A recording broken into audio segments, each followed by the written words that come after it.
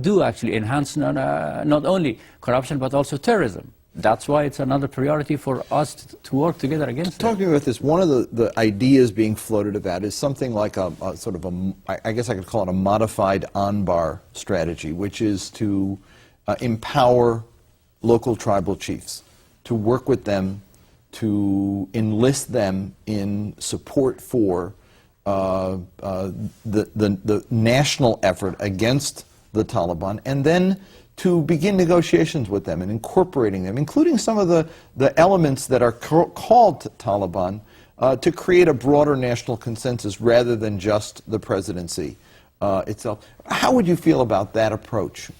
That's an important component of the strategy. One has to be a little bit more careful because the traditional institutions in Afghanistan, the tribal structures, have been undermined because of the 30 years of war and violence.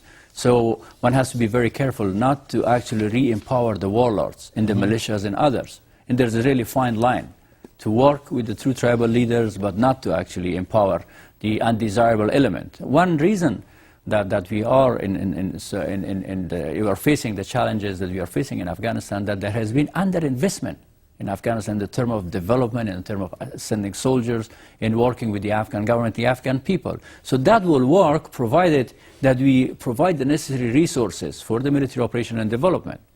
But if it could not be a substitute for other plans that we are implementing in Afghanistan. I read two lengthy reports in different U.S. newspapers in the last 2 weeks, both of which led me in different directions. I read a piece in the Washington Post, I think it was on Sunday, saying that Mullah Omar is a brilliant strategist who, despite his lack of learning and his handicap, etc., is on the verge of a military conquest in large parts of the country. I read another piece arguing there really isn't a Taliban. There are several insurgent groups, some tribal, some warlord-led, but everything is being called Taliban. Anybody that shoots at you is called Taliban.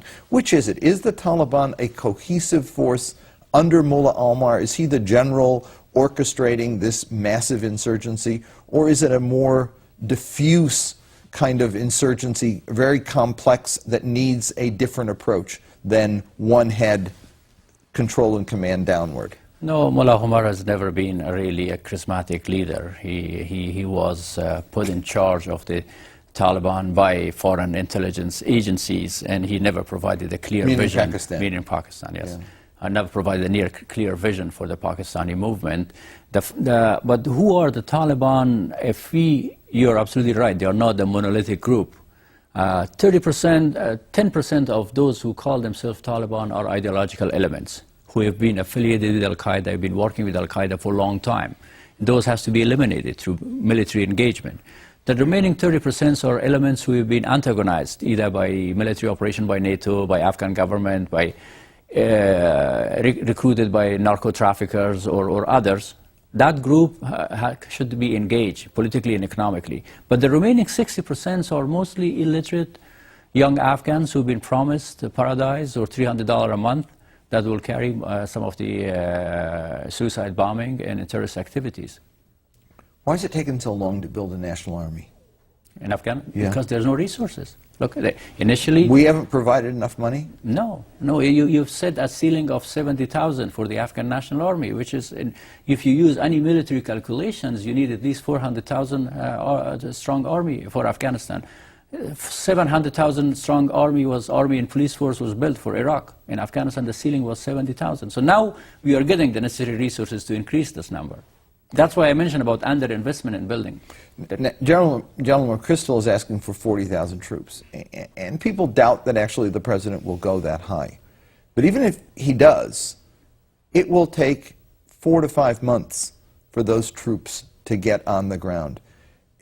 How precarious is the military situation in the country? And is it possible that unless an alternative strategy is developed that doesn't involve a massive influx of new troops, that by the time the new troops get there, the situation will be so deteriorated that it will be difficult to salvage? No, I think these troops are needed, and they are needed fast in Afghanistan. And the demand for the troop is part of many other changes that has taken place. including making a priority for the protection of the Afghan citizens and Afghan populations. We understand that it will take some time for this troop to be deployed, but at the same time, if the United States shows the commitment to send additional troops, the NATO countries will participate even stronger. Britain today, not today, it's in the paper today, but yesterday, announced an additional 500, contingent upon some conditions on the government to perform better, deal with corruption, etc., and also on U.S. and other NATO countries chipping in. There was one comment that I saw in the paper, and I don't mean to be insulting here, but I want to put it up. It was by a conservative MP who said, anybody believing that an Afghan army composed of different ethnic groups is going to defeat the Taliban is living in a political cloud cuckoo land. Argue with Sir Peter Topsell. That's ridiculous. An army is composed of different ethnic groups anywhere in the world. The U.S. Army, the British Army. Is national cohesion possible? I think that might be behind his rather rude way of saying it. Of course, the national cohesion is possible. They should look at the history of Afghanistan and the war that Afghanistan carried. But I think that's the problem. Americans don't know the history of Afghanistan. What they remember is the Russians were out, we supported the Mujahideen, there was tribal war going on for many years, and then the Taliban put an end to it. There was a period of stability, but ruthless stability, and then Al-Qaeda struck. That's unfortunate because for many people Afghanistan starts with the Soviet invasion. That's not the case. Afghanistan is a country of the Buddhas, which are 5,000 years old. Afghanistan has been a crossroad of cultures and civilizations for many, many years, connecting India to Siberia and China all the way to Greece. So it's been a central part of the civilization on that part of the world. Myself, I give you an example. I went to a French lycée in 1960s. I went to a law school in Kabul. My educations are mostly in Afghanistan. So, in that country, in 1960s, we had the women serving in the parliament, and the senator, as teachers. The country was start actually to deteriorate with the Soviet invasion. But the state institution, government institution existed.